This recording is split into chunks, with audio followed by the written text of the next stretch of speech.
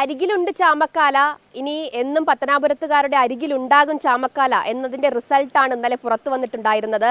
Survey ഫലങ്ങളൊക്കെ പരാജയം പ്രവചിച്ചപ്പോഴും 5 അക്ക ഭൂരിപക്ഷത്തിൽ വിജയം ഉറപ്പിച്ചുകൊണ്ടാണ് അവസാന നിമിഷവും ചാമക്കാല നിലനിന്നിരുന്നത് എന്നുള്ളതാണ്.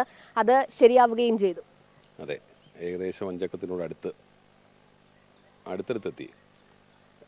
എല്ലാ ചാനലുകളും നിങ്ങളുടേത് ഉൾപ്പെടെ ചാമക്കാല വിജയിക്കില്ല, എതിർ സ്ഥാനാർത്ഥി വിജയിക്കുമെന്ന് പ്രവചിച്ചവരാണ്. എനിക്കതിൽ പരാതിയുമില്ല എന്ന് ഞാൻ ഇതേ ചാനലിൽ തന്നെ പറഞ്ഞിരുന്നു.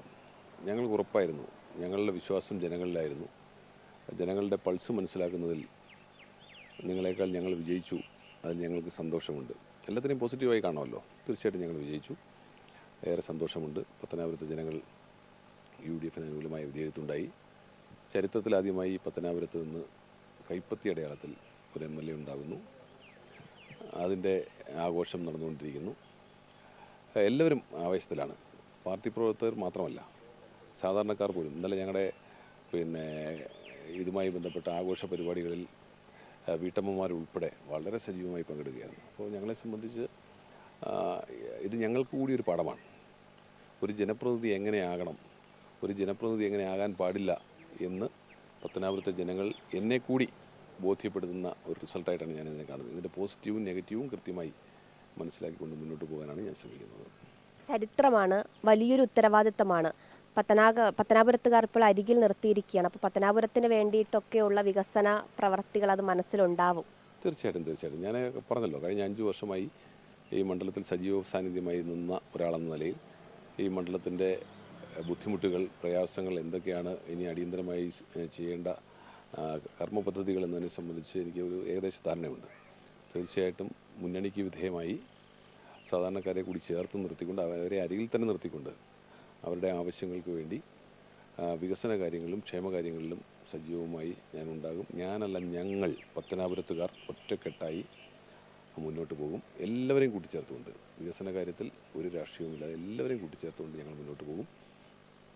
ഞങ്ങളുടെ ഇപ്പോഴുള്ള UDFൻ്റെ തീരുമാനം തന്നെ, ഇത്രയും വിജയമുണ്ടായപ്പോഴും ആ വിജയത്തിൽ എവിടെയെങ്കിലും പോരായ്മകളുണ്ടോ എന്ന് ഞങ്ങൾ പഠിച്ചുകൊണ്ടിരിക്കുകയാണ്. ബൂത്ത് അടിസ്ഥാനത്തിൽ ഞങ്ങൾ കണക്കുകൾ പരിശോധിച്ചുകൊണ്ടിരിക്കുകയാണ്. അങ്ങനെ ബൂത്ത് അടിസ്ഥാനത്തിൽ കണക്കുകൾ പരിശോധിച്ച് എവിടെയൊക്കെ വീഴ്ചകൾ ഉണ്ടായിട്ടുണ്ടെങ്കിലും അതെന്തുകൊണ്ട് സംഭവിച്ചു എന്ന് കൂടി തിരുത്തൽ ശക്തിയായി മാറിക്കൊണ്ട്, അതിനപ്പുറം 2031 അസംബ്ലി തിരഞ്ഞെടുപ്പിലുള്ള പ്രവർത്തനം ഞങ്ങൾ ഇന്നലെ മുതൽ ആരംഭിച്ചു. ആര് മത്സരിച്ചാലും 2031 ഈ നിയോജക മണ്ഡലം UDFൻ്റെ ഭാഗമായി നിലനിർത്തുന്നതിന് വേണ്ടുന്ന കർമ്മ പദ്ധതികൾ ഇവിടുത്തെ നേതാക്കന്മാർ കൂടിയാലോചിച്ച് ഞങ്ങൾ ഈ MLA എന്ന നിലയിൽ പ്രവർത്തനത്തിനോടൊപ്പം തന്നെ സംഘടനാ സംവിധാനം ശക്തമാക്കുന്നതിന് ഞങ്ങൾ തീരുമാനിച്ചിട്ടുണ്ട്. ആ അടിസ്ഥാനത്തിൽ തന്നെ മുന്നോട്ട് പോകും. LDF സ്ഥാനാർത്ഥിക്കെതിരെ ഉണ്ടായ ഒരു ജനവിരുദ്ധത അത് വിജയത്തിന് ഘടകമായി എന്ന് ചിന്തിക്കുന്നുണ്ട്. നിരവധി ഘടകങ്ങൾ എൻ്റെ വിജയത്തിനുണ്ട്. ഞാൻ നേരത്തെ സൂചിപ്പിച്ചിട്ടുള്ളതുപോലെ, ഒരു ജനപ്രതിനിധി തൻ്റെ വ്യക്തിജീവിതത്തിലും പൊതുജീവിതത്തിലും പാലിക്കേണ്ട ചില സാമാന്യ മര്യാദകളുണ്ട്. ആ സാമാന്യ മര്യാദകൾ ലംഘിക്കുമ്പോൾ അദ്ദേഹത്തെ ജനാധിപത്യപരമായി, പ്രത്യേകിച്ച് ഒരു ജനപ്രതിനിധി ആയിരിക്കുമ്പോൾ അദ്ദേഹത്തെ ജനാധിപത്യപരമായി നിലയ്ക്ക് നിർത്തുവാൻ സാധാരണക്കാരായ വോട്ടർമാർക്ക് ലഭിക്കുന്ന ഒരു അവകാശമാണ് ഈ തെരഞ്ഞെടുപ്പ്. അത് പത്തനാപുരത്തുകാർ വളരെ കൃത്യമായി ഉപയോഗിച്ചിട്ടുണ്ട്.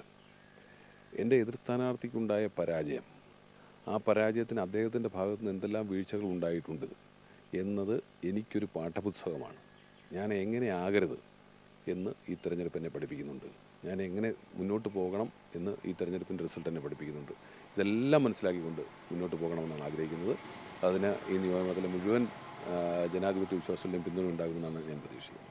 വലിയൊരു UDF തരംഗമുണ്ടായി. അതിൻ്റെ റിസൾട്ടാണ് നമ്മൾ ഇന്നലെ കണ്ടത്. പക്ഷേ പത്തനാപുരത്തെ സംബന്ധിച്ചിടത്തോളം മുന്നണിക്കും അപ്പുറം ഒരു വ്യക്തി അധിഷ്ഠിത പോരാട്ടം നടന്ന മണ്ഡലമാണ്. അപ്പോൾ ഇവിടെ മുന്നണിയേക്കാൾ ഉപരി വ്യക്തികൾക്കാണ് വോട്ട് ലഭിച്ചതെന്നുള്ളതാണ് മനസ്സിലാക്കുന്നത്. അങ്ങനെയാണോ?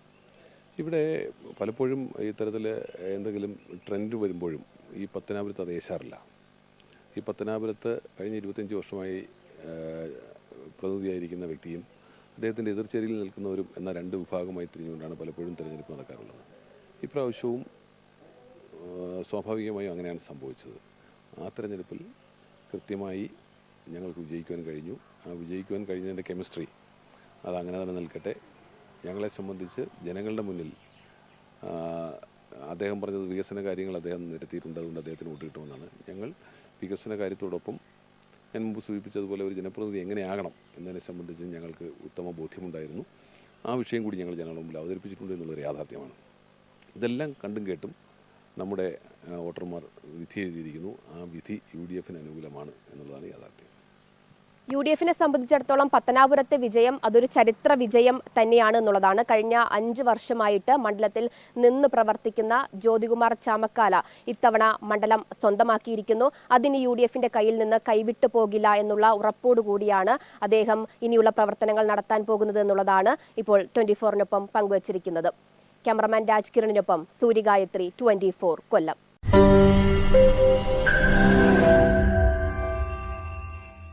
ലോകത്തെവിടെയായാലും ഏത് സമയത്തും 24 വാർത്തകളും ഓഗ്മെന്റഡ് റിയാലിറ്റി പാക്കേജുകളും എക്സ്പ്ലെയിനറുകളും വിശദമായി കാണാൻ ഞങ്ങളുടെ YouTube ചാനൽ നിങ്ങൾക്ക് സബ്സ്ക്രൈബ് ചെയ്യാം.